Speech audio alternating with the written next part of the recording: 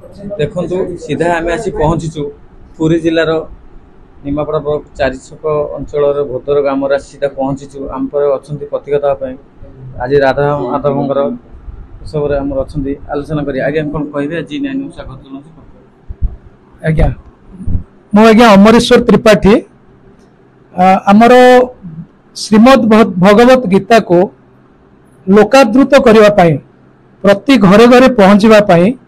गीता नारायण आध्यात्मिक परिवार एक संगठन आध्यात्मिक अनुष्ठान 2022 मसीह संगठित होता जहाँकि एक ऑनलाइन प्लेटफॉर्म एवं जूम ऐप थ्रू रे 2022 मसीह ए जावत धारावाहिक भाव में साधक साधिका माने भगवत प्रेमी माने घरे बसी सकाळे गोटे घंटा गीता ज्ञान श्रवण करुछन्ते। एही अनुष्ठानटी एही परिवारटी स्वामी ओंकारनंद सरस्वती एवं गीता विशारद मृत्युंजय नारायण पंडा तथा सुजोग्य कुमार मिश्र नेतृत्व में सुचारू रूपे श्रृंखलित भाव परिचालित हो आसुची। पाखापाखि 300 साधक साधिका प्रतिदिन सकाळ 6:50 रु जगन्नाथ अष्टकम आरंभ करी श्रीमद भागवत गीता देई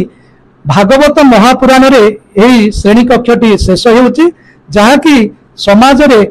आध्यात्मिक ज्ञान परिप्रसार सहायक होची। जेहेतु कार्तिक मास चली एवं पंचुक आमर बर्तमान धारावाहिक भाव में चली से उपलक्षे पुरी जिला निमापड़ा ब्लॉक अंतर्गत 4 छक निकटस्थ भोदर ग्राम रे प्रभु राधामोहन मंदिर रे आमर डॉक्टर संतोष कुमार मित्र कर ग्राम एवं सेठी आम आज एक गीता यज्ञ आयोजन करूँ से उपलक्षे आम गीता यज्ञ चली जहाँ कि आम घरे घरे पहुंचाइबार लक्ष्य रखीचु। प्रति गाँ गहली में प्रति मंदिर बेढ़ारे बसी आगामी दिन में आम कार्यक्रम को धारावाहिक भाव में चालू रखू। दुईट है आम उद्देश्य आम ऑनलाइन में लोक घरे बसिक गीता ज्ञान श्रवण करेंगे एवं आम प्रति गाँ गाँ को बुली बुलिक मंदिर देवालय गीता यज्ञ गीता ज्ञान प्रसारण करूँ। मित्र सर आलोचना करें आगे कौन कहे स्वागत आमर गीता नारायण परिवार माध्यम गीतार प्रचार प्रसार पाई एक उद्यम ये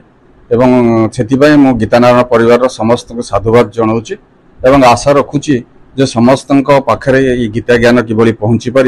जहाद्वारा कौन हम ना समाज रे आम शांति एवं सौहार्दपूर्ण वातावरण भितर बंची पारिबा। तेणु यही लक्ष्य नहीं ये जो कार्यक्रम चली आज जो मैंने आसी पहुंची समस्त को बधाई जनाऊँ धन्यवाद दूसरी कृतज्ञता ज्ञापन कर सार अच्छा आलोचना करें आगे कौन कहे आज कौन कहे सार आज धन्यवाद। मो पंडित मुरलीधर भारती गोस्वामी मो गीता परिवार सभ्य रही आमर प्रतिदिन 7 ରୁ 8 सकाल 7 ରୁ 8 रे ये जो क्लास चली अत्यंत महत्वपूर्ण अत्यंत गुरुत्वपूर्ण बहु शिक्षणीय कथा मिल शिक्षा मिलूँ। मु समस्त को अनुरोध करी जे समस्ते ये सामिल हूँ। समाज रे वर्तमान जमी समाज कलुषित हो गला भ्रष्टाचार बढ़ीगला तार मूलोत्पाटन कि ये गीता जिते प्रचार प्रसार हम जिते लोकाभिमुखी हम जिते घरे घरे पहुँचब तेबे संसार रे निश्चिंत सुख शांति फेर ए तिलमात्र सन्देह नहीं। जहाँ हो आज गीता परिवार तरफ आज ये अंचल आम भद्र ग्राम अनुष्ठित होचे गीता पारायण यार प्रभाव में निश्चित वायुमंडल पवित्र होचे से समस्त धन्यवाद करुचे दौचे एवं समस्त अनुरोध करुचे समस्त सामिल हूँ। धन्यवाद। आ सार अच्छे प्रतिक्रिया दवा कौन कहे आज जी सागर जोड़ी कौन कहे नुआ भाव जन्म नहीं गीता नारायण परिवार प्रथम आमर जो गीतार आमर आमर ये हूँ पारायण गीता पारायण उत्सवटी भद्र ग्राम स्वयं ठाकुर राधामोहन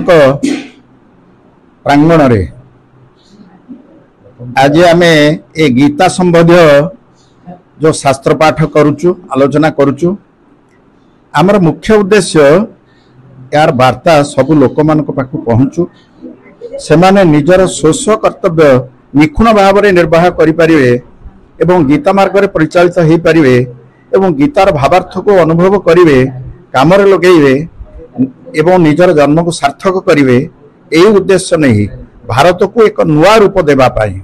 भारत वर्ष एक नुआ रूप देवाई आम गीता नारायण परिवार सृष्टि ये गीता नारायण परिवार मुख्य उद्देश्य हूँ जे आमे आमर कर्तव्य सुचारू रूपे निर्वाह करवा एवं देश एवं जातिर मान महत्व को मान महत्वर सुरक्षा प्रदान करवा। ठीक है सर कौन कहबे आज कौन कहबे नहीं ये गोटे आमर गीता नारायण परिवार गीता नारायण आध्यात्मिक परिवार ये हूँ प्रथमतम गोटे शुभारंभ करा जायछि गीता पारायण आपनकर भोदर ग्राम राधा कृष्ण मंदिर रे एवं यार यार करिवार मुख्य उद्देश्य होची जे आमे केमती घरे घरे गीता को समस्त पाखरे पहुंचाई पारिया गीता होची जीवन रो गोटे सिद्धांत ये होची गोटे होची संहिता आमे गीता को धरिकी जीवन बंचिया बे भगवान जोगेश्वर कृष्ण आमुका को प्रदान करथिले ये कालक्रम धीरे धीरे लोप होबा को बसला बेले गीता अछि किंतु गीता मनस्क आमे ही पारिना तेणु से गीता मनस्क हबा पई ये गोटे गोटे प्रचार रो गोटे प्रवाह आमे वर्तमान चेष्टा करियो चालुची गीता नारायण आध्यात्मिक परिवार माध्यम रे जहा द्वारा समाज रे प्रत्येक मनुष्य पाखरे गीता को केमती पहुंचाई परिबा गीतार ज्ञान भितर केमती मनुष्य जने चाली परिबो एई सचेतनता सृष्टि करिया पे जिनस ये गोटे प्रयास हमर जहा ये प्रथम करी प्रयास इटे आरंभ होइथिबा जोगु आमे गीता नारायण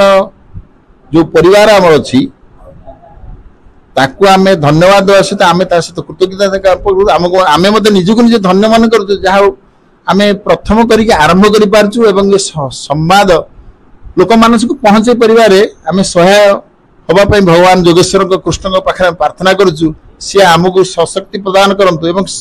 ये प्रार्थना मते तांको ठरे रखुछि प्रत्येक मनुष्य महाभारतीय चेतना रे भगवान कृष्णकर ये वाणी को धरी बंचिए पई चेष्टा करंतु और समाज को रक्षा करंतु। आलोचना कर पुरी जिल्ला मृत्युंजय महापात्र G9 ओडिया।